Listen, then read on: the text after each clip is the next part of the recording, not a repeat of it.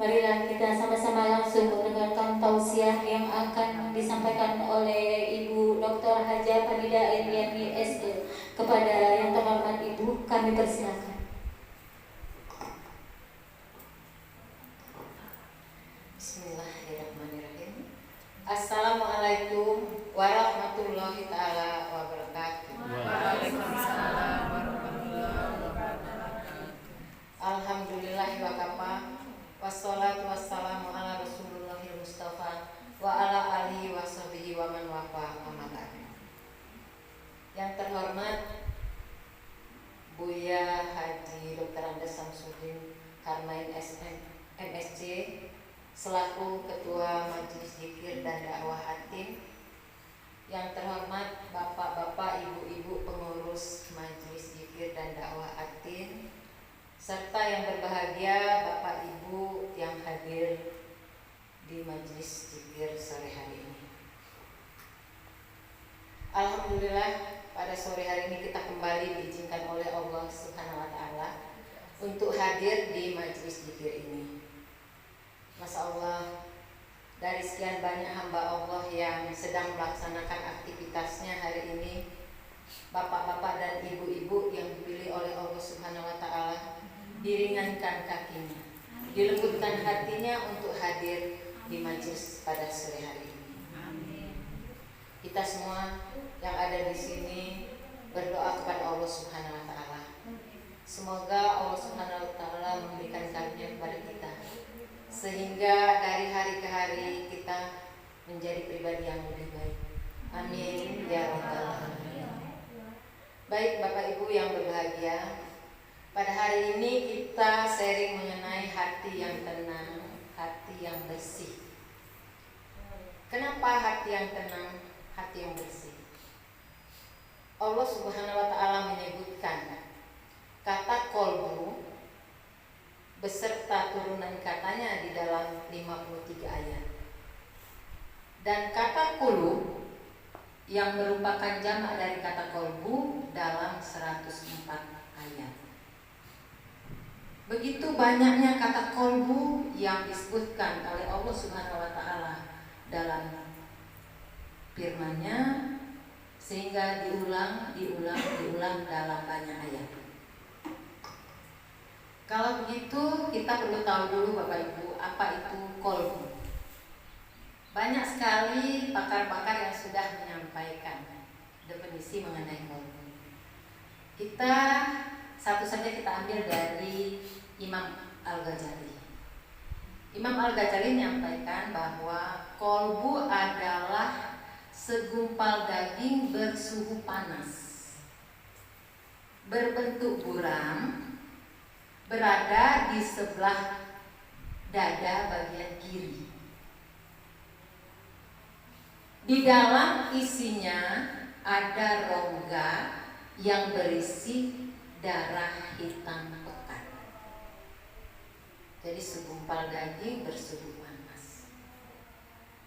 Qala Rasulullah sallallahu alaihi wasallam, inna fil jasadi mudghah ija solahal jasadi kullahu wa ija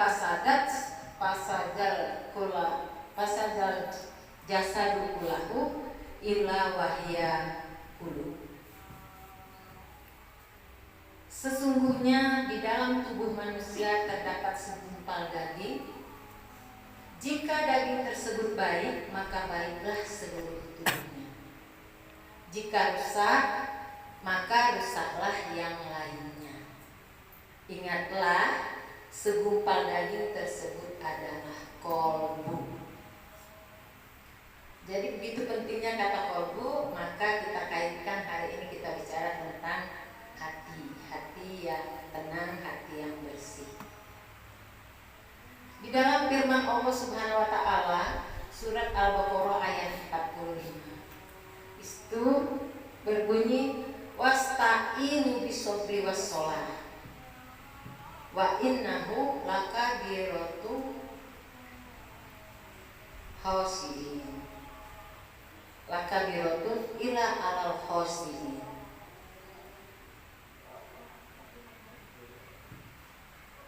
Jadikanlah sabar dan sholat itu menjadi penolongmu. Itu sungguh berat, kecuali bagi orang-orang yang khusyuk. Memang untuk menjadikan sabar sebagai penolong kita itu berat, Bapak Ibu. Sangat berat. Allah sendiri sudah menyampaikan di dalam firman-Nya. Sabar itu bukan berarti kita diam, Bapak Ibu. Masih ingat tidak? Ibu-ibu mempunyai stok kata 20.000 kata. Bagi yang suka ngomong, dia punya stok 24.000 dalam sehari semalam. Kalau yang tidak banyak ngomong berapa Bapak Ibu? Ingat gak? 16.000. Jadi kalau dari kurang 16.000, ibu-ibu sulit tidur. Jadi ada masalah dalam tidurnya nanti. Kalau bapak-bapak, berapa punya stok kata Bu? 7.000 kata. Jadi sedikit jauh dari ibu-ibu. Yang banyak ngomong 9.000. Yang dikit ngomong 7.000. Oke. Jadi tadi kita bicara yang banyak ngomong dan yang sedikit ngomong saja. Yang banyak ngomong kita sebut dengan ekstrovert. Jadi suka ngomong. Kalau yang tadi dikit ngomong 16.000 atau 5.000 disebut dengan introvert. Jadi tidak banyak ngomong, tidak galak ngomong. Nah untuk sabar bukannya tidak ngomong Bapak Ibu, tapi menahan diri, menahan emosi. Seandainya kita mau marah, yang ceplos-ceplos tadi yang 24.000 jadikan 20.000 kata. Bagaimana caranya? Karena kita sudah sering majelis, mudah-mudahan bisa. Dan kata-kata yang kita gunakan dengan kata-kata yang baik. Pilihlah kata-kata yang baik, jangan sampai menyakitkan hati orang yang akan kita omongin tadi. Lalu kalau tadi yang tidak mau ngomong, usahakan sampai 20.000 kata yang tadi dari 16. Karena kita sudah majelis, maka kita harus ngomong. Sampaikan apa yang perlu kita sampaikan dengan menggunakan kata-kata pilihan, kata-kata yang baik. Jangan nanti kalau marah kebun binatang masuk, ya di kata-kata kita itu. Nah kalau bisa, karena kita sudah sering majelis ini, kita jangan gunakan lagi, jangan ajak lagi. Oke, lalu kata tadi sholat, sabar jadikan penolong dan sholat jadikan. Berat memang kita mau menjadikan sholat kita itu sebagai penolong. Tapi kalau bagi orang yang khusyuk maka mudah. Kalau begitu kita harus tahu dulu khusyuk itu apa. Menurut para ulama mengatakan khusyuk adalah orang-orang yang qalbunya meyakini menemui Allah, menemui Sang Penciptanya. Jadi setiap saat dia qalbunya ingat dengan Allah. Jadi walaupun dia sendiri, insya Allah dia tidak akan melakukan hal-hal yang dilarang oleh Allah. Dan dia senang akan mengerjakan hal-hal yang diperintahkan oleh Allah. Dia ringan melakukan. Karena dia tadi qalbunya selalu menemui Allah. Dengan demikian akan terciptalah konsep ihsan. Karena ihsan itu walaupun sendirian di tengah ramai, dia selalu kolbunya mengingat Allah Subhanahu wa Ta'ala. Oke, kita coba husuk tadi, kita terapkan kepada sholat saja salah satu.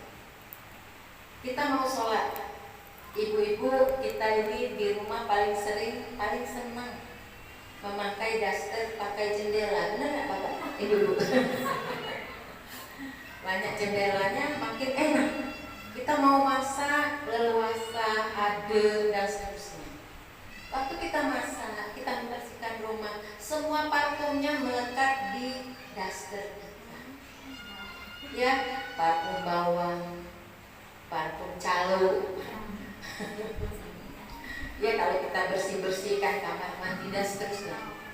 Nah, kalau kita mau sholat, kita mau bersih supaya kita khusyuk. Salah satunya ganti dulu daster kita tadi. Kadang-kadang kita lupa, ya ibu ya. Astagfirullah. Oke, setelah itu kita membersihkan diri. Kita mengambil wudhu. Lakukanlah mengambil wudhu itu dengan tamakninah. Periksa dulu kuku kita panjang tidak. Takutnya nggak masuk. Bukan nggak boleh kuku panjang, kan cantik. Tapi berarti wudhu kita harus satu-satu. Masuk nggak dia ke ujung daging, di ujung kuku, benar nggak, Bu ya? Jadi kita perhatikan kuku kita. Walaupun memang kalau pendek sekali, saya juga nggak enak, geli katanya kalau dekat sekali kuku. Ada sih sedikit gitu. Kasih. Oke, kemudian kita pergi ke tempat sholat. Tempat sholat kita usahakan bersih. Kita periksa sejarah kita cuci nggak? Jangan-jangan 1 minggu, 2 minggu kita tidak cuci. Seakan-akan tidak kotor. Padahal setiap saat rumah kita itu juga kotor. Sudah disapu, kotor lagi. Debu datang dari mana kita nggak tahu. Kemudian mukena kita yang minimal itu 5 kali wajib sehari kita gunakan. Jangan sampai berminggu-minggu kita tidak cuci. Sementara baju kita cuci tiap hari, 3 kali sehari, 2 kali sehari. Baik, itu untuk mengingatkan kita semua. Baik Bapak Ibu, setelah kita melakukan sholat, bacaan yang kita baca itu kita mulai baca. Kalau bisa dijohirkan, artinya kita keluar suara yang kita dengar sendiri. Kalau kita membaca, berarti otak kanan atau otak kiri yang aktif? Otak kanan. Kanan atau siapa kanan? Siapa kiri? Yang mana kiri? 1, 2, 3. Nah, saya punya hadiah. Bertiga mau siapa yang mau dapat ini? Terserah. Siapa mau bertiga ini? Ibu serahkan aja sebelah sana ya. Silakan. Nah, sekarang silakan antara 2 ibu ini mana yang mau dapat hadiah ini? Usik Pak. Silakan. Usik. Mau usik atau mau menyerahkan? Usik. Oke, boleh. Silakan. Ibu berdua. Usik Pak. 1, 2, 3. Nah, ini. Ini yang menang. Yang usiknya tadi siapa? Ini menang. Ini. Oh, ini. Oke. Silakan Ibu. Jadi kalau kita membaca itu otak kiri kita yang aktif sehingga dia menjalar ke seluruh tubuh bagian kanan. Jadi waktu kita sholat kita zohirkan itu kanan saja, berarti belum seluruh tubuh kita yang ikut sholat. Bagaimana caranya supaya seluruh tubuh kita ikut sholat? Bagaimana Bapak Ibu? Ada yang tahu? Ada yang tahu?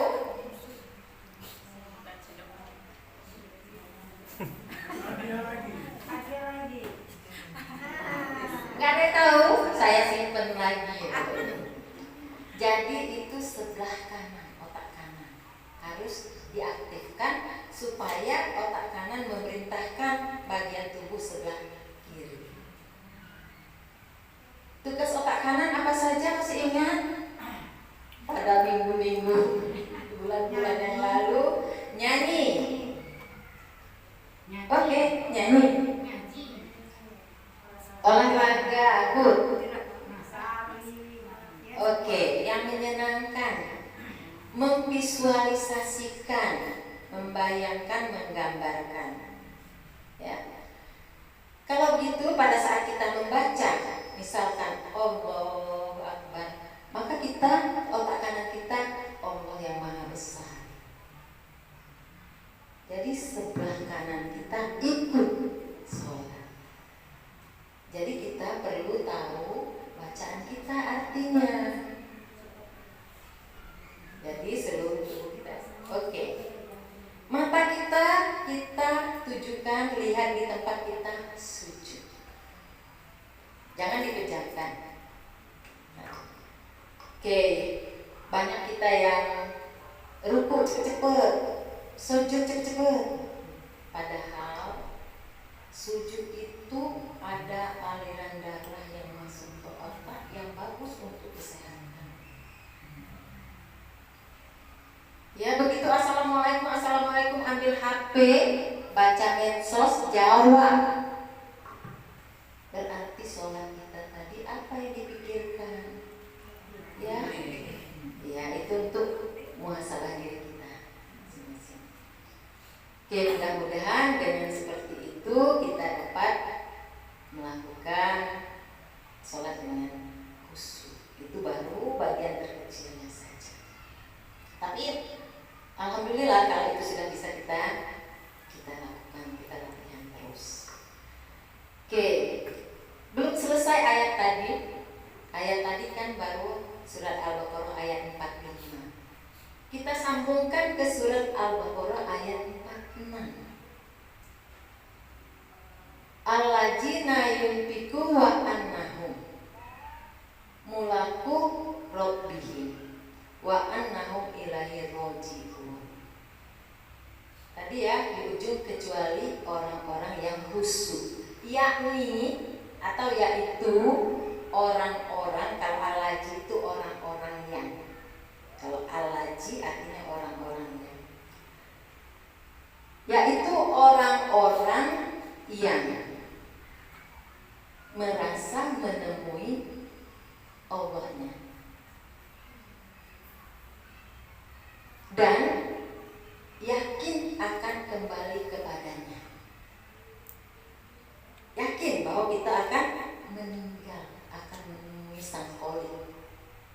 Sebenarnya bisa saja ayat ini kita ambil sebagai kabar gembira bagi kita. Kenapa?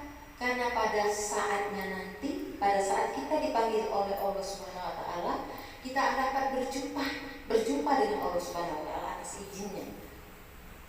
Berjumpa kepada Sang Khalik, kepada Sang Pencipta kita.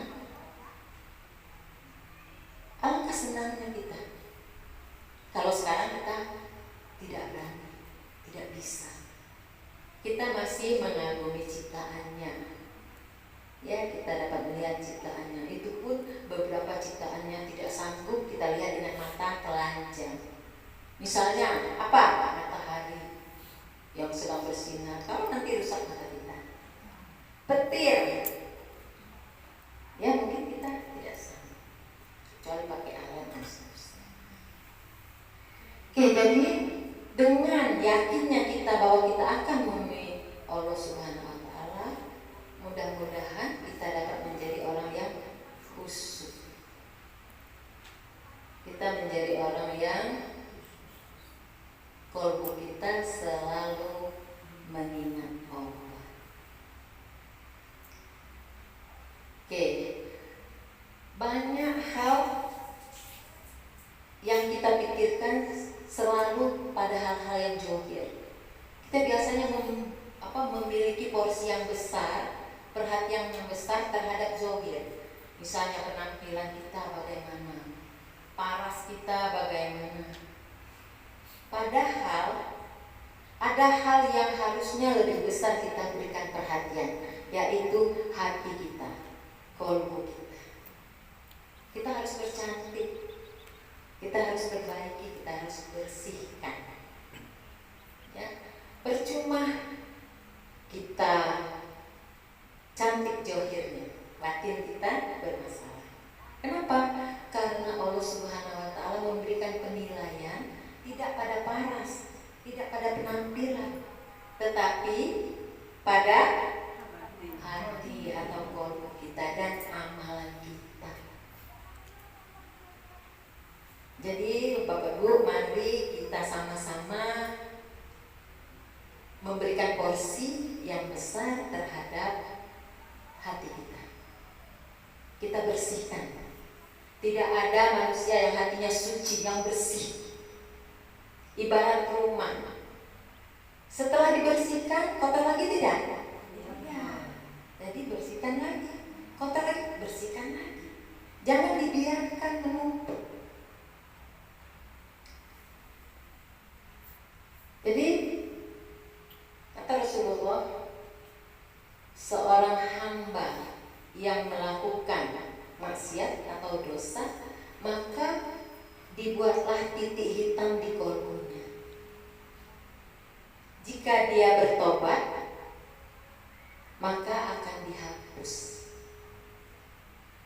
Jika dia melakukan dosa lagi atau kembali lagi melakukan dosa, maka titik hitam tadi akan ditambahkan di kolbunya sampai kolbunya menjadi penuh dengan titik hitam.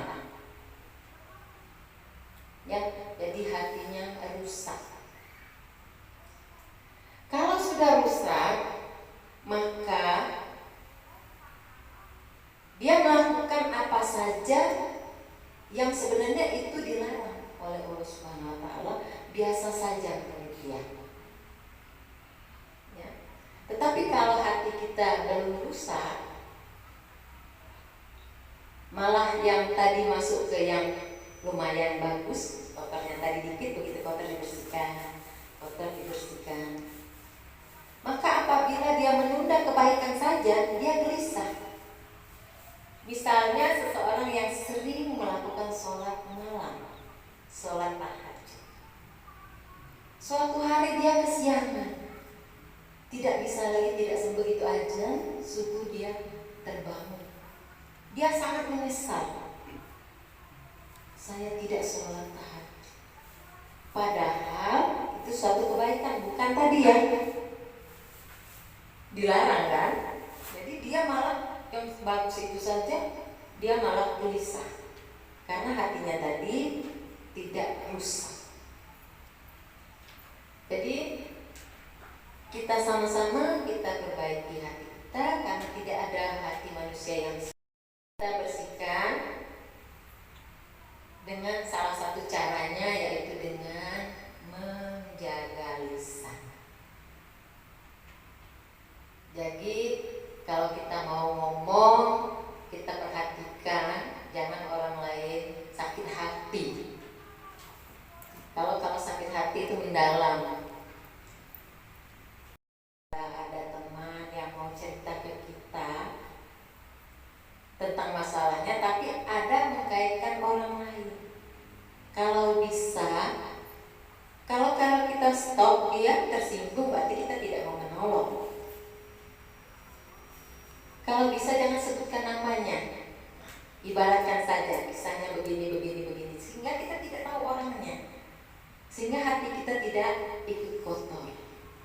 Kalau bisa, kadang-kadang kita tidak bisa terhindar, karena ada teman kita tiba-tiba, tahu dah si Fulan cuma ini, oh iya ini apa ya, itu sudah masuk dalam otak kita, masuk ke hati kita, mulai kotor.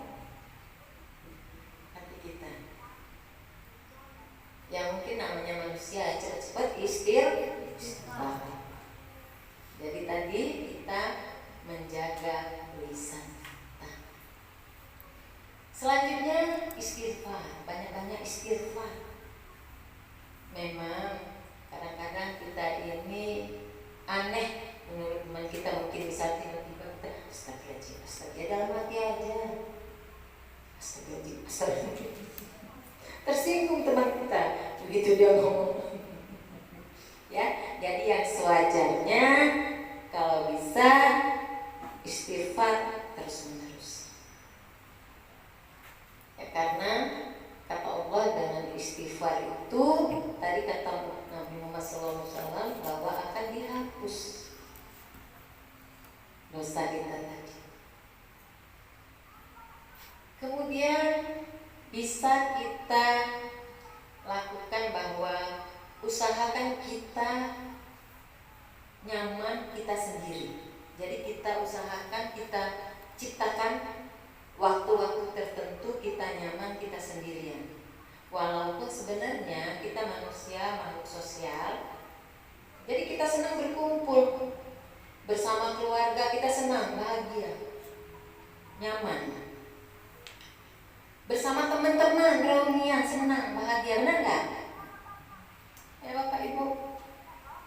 Tetapi jangan kita jadikan kita tergantung dengan kebersamaan. Bersama wong baru senang. Jangan. Kemudian kita jangan lupa berzikir. Setiap saat kita berzikir. Kalau bisa. Kenapa? Karena kata Allah oleh Allah Subhanahu wa taala. Kita dulu waktu muda, waktu pacaran, diingat pacar itu senang ya enggak? Apalagi dengan sang holi. Tidak usah itu, misalnya guru kita ingat dengan kita, rasanya kita senang nggak? Bangga nggak? Supaya kita senang, bangga, itu tadi kita selalu berzikir. Lalu kita mencoba ikhlas. Ikhlas berat, mudah diomongkan, tapi sulit untuk dilaksanakan. Kita coba, kita ikhlas. Lalu kita berusaha untuk menolong orang lain semampu kita.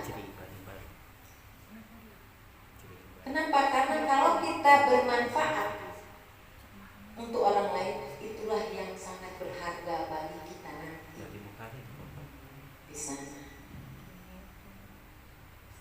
Kemudian satu lagi yang sangat perlu, senantiasa kita menaruh husnuzon kepada Allah Subhanahu wa taala.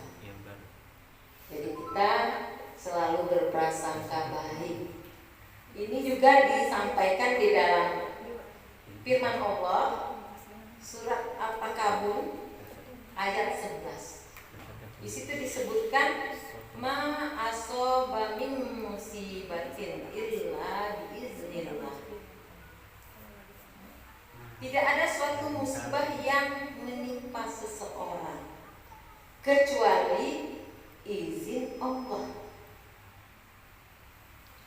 Wa may yu'min billahi yahdi qalbi. Dan barang siapa beriman kepada Allah, niscaya Allah akan memberi petunjuk kepada, akan memberi hidayah kepadanya. Wallahi bikulli syai'in alim. Dan Allah Maha mengetahui segala sesuatu. Jadi kalau kita dapat katakanlah musibah, memang kadang-kadang kita ada yang sampai berontak lah istilah kita ya. Itu jangan sampai seperti itu, karena itu sudah ditetapkan Allah Subhanahu wa taala jauh sebelum langit dan bumi diciptakan oleh Allah. 50.000 tahun sebelum langit dan bumi diciptakan Allah. Jadi ya memang sebagai manusia mungkin sok kita, tapi kita harus kembalikan kepada Allah tadi, berhusnuzon kepada Allah Subhanahu wa taala. Nah, salah satu yang paling kuat untuk dapat hati kita bersih dan ini berhusnudzon kepada Allah Subhanahu wa taala. Ya. Kita semua hidup ini pasti mendapat ujian. Mau laki-laki, perempuan, besar, kecil, tua, muda, yakinlah bahwa kita akan mendapat ujian. Nah, jadikanlah ujian itu sebagai pembersih hati kita. Terakhir, kita harus berdoa. Jangan lupa berdoa. Ya. Di akhir doa kita tambahkan kata-kata waslul safomata qalbi. Ya Allah, bersihkan hatiku dari kotoran-kotoran. Jadi terus kita doakan terus. Ya, tapi ini Bapak Ibu hanya teori. Kita coba untuk mempraktekkannya. Ya Bapak Ibu, walaupun berat, kita coba sama-sama. Yakinlah bahwa paras ayu, ya, keadaan kita yang mentrek itu tidak ada manfaatnya di hari kiamat nanti. Ya, yang paling berharga adalah hati yang bersih. Wallahu a'lam bishawab. Wassalamualaikum